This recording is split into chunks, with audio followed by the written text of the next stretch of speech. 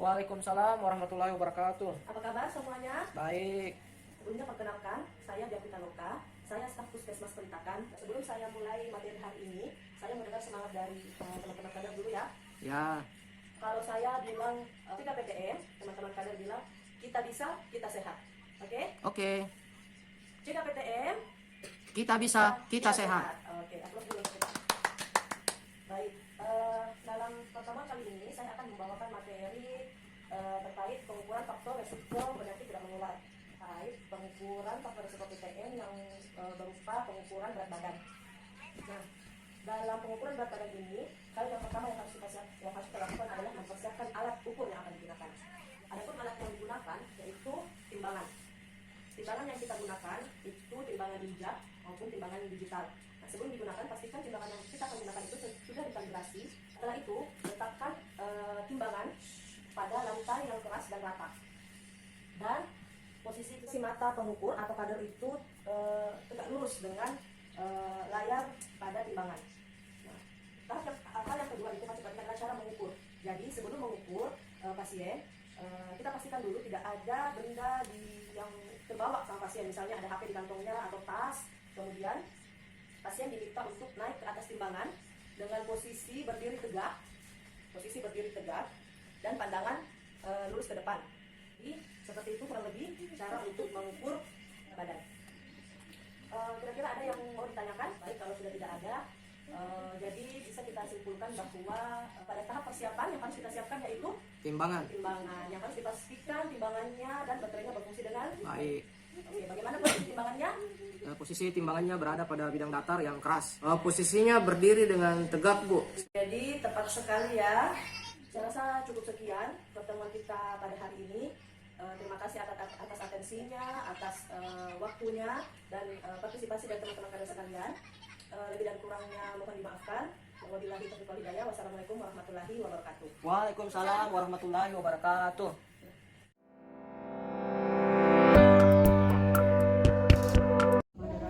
Assalamualaikum warahmatullahi wabarakatuh. Waalaikumsalam warahmatullahi wabarakatuh. Apa kabar semuanya? Baik.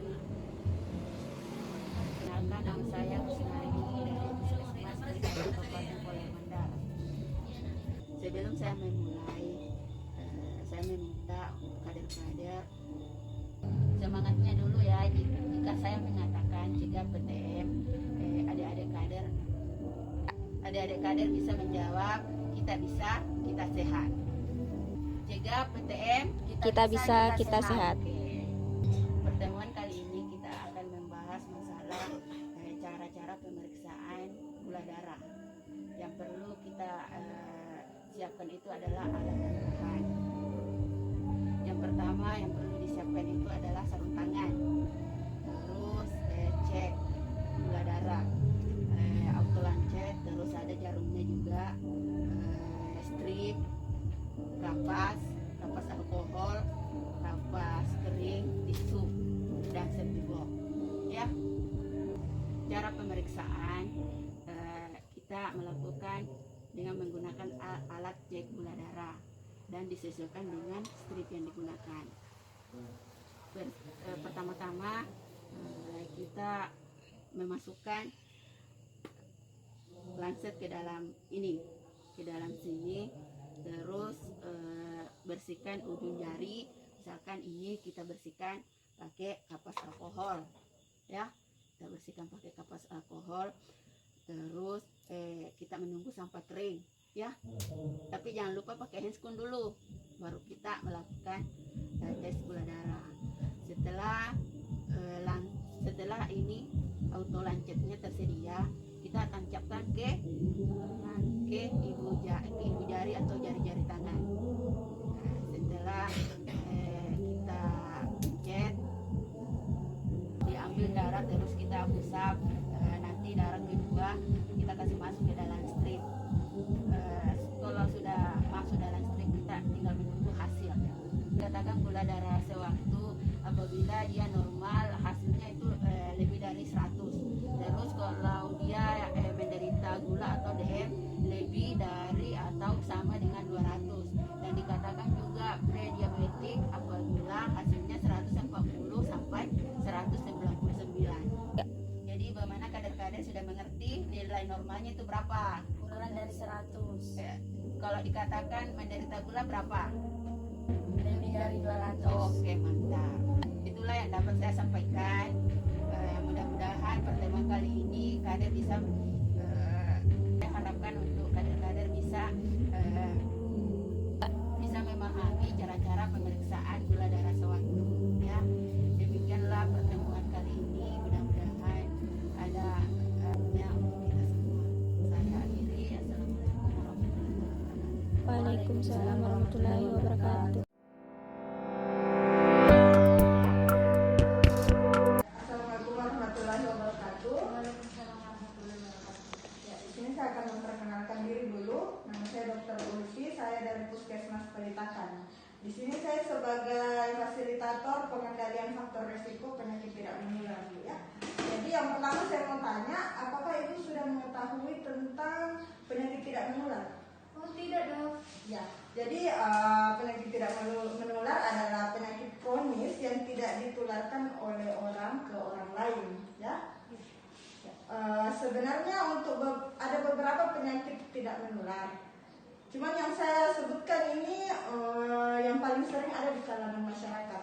Yang pertama itu ada jantung, hipertensi, penyakit paru obstruktif kronik, sama penyakit diabetes mellitus atau yang paling sering disebut dengan penyakit gula. Oh iya.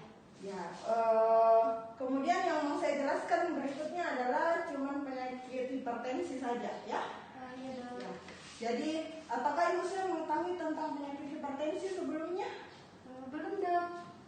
Penyakit hipertensi itu keadaan di mana tekanan darah tidak melebihi atau sama dengan 140/90, ya. Tanda dan gejalanya sendiri itu bisa sakit kepala, nyeri tengkuk, sulit tidur, kelelahan, mual muntah, bisa sampai sesak nafas, ya.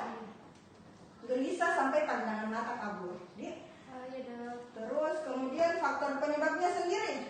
Faktor penyebabnya itu bisa keturunan dan usia, bisa stres, merokok, dan kegemukan, kurang aktivitas atau olahraga, konsumsi minuman keras, dan kerusakan ginjal, ya. Komplikasinya itu, jadi hipertensi ada komplikasi. Ketika pasien sudah didiagnosa dengan hipertensi, maka ada komplikasi yang akan terjadi ke depannya. Jadi yang seperti serangan jantung, gagal ginjal, stroke, sama kebutaan, ya. Iya dok.